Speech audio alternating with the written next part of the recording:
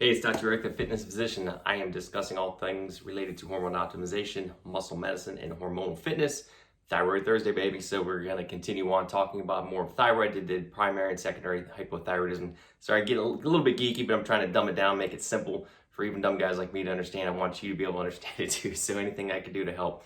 So tertiary hypothyroidism is another level. We talked about, again, primary and secondary, and how patients can have symptoms even though lab tests may be normal or kind of borderline that may be missed. So patient in this scenario has to do with conversion, and basically when T4 gets converted into T3, or it's the receptors.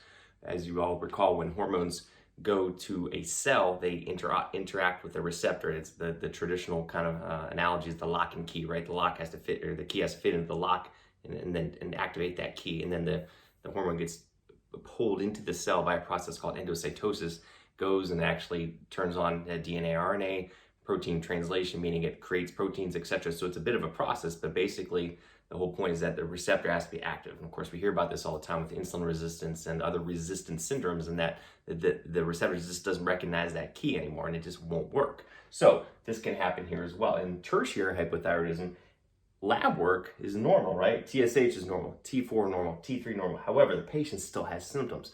They're cold, they're gaining weight, they're constipated, their skin and hair is dry and brittle, their nails are cracked, their menstrual irregularities, migraine headaches, their frequent infections, many things, many other symptoms of hypothyroidism. So, man, like now it's getting confusing, right? We had primary, secondary, now we have tertiary, but it's actually pretty simple because it all comes down to what we've been doing for hundreds of years, which has been forgotten of late, is treat the patient. I was gonna say, treat the damn patient. But basically, so that's the question. What do? Do you treat the patient? Do you treat the labs? Do you ignore the patient?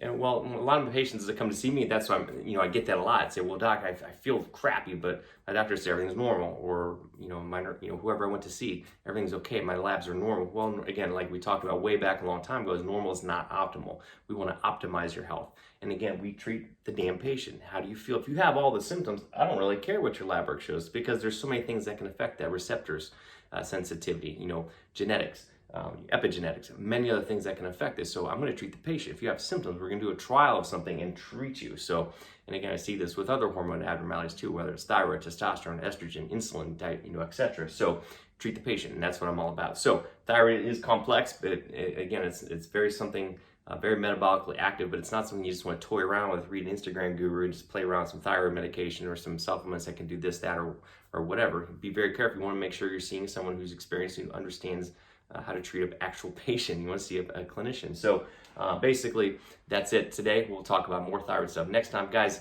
like, tag, share, like my videos on Instagram, YouTube, reach out, share us with friends, and anything you want to read about, please message me on social media. I'm active on there, more on Instagram than on Facebook, but definitely my YouTube channel is out there as well. Go to my website, drericprimex.com.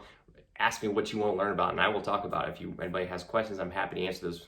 No problem whatsoever. So reach out. Everyone have an awesome day, and we'll talk to you soon.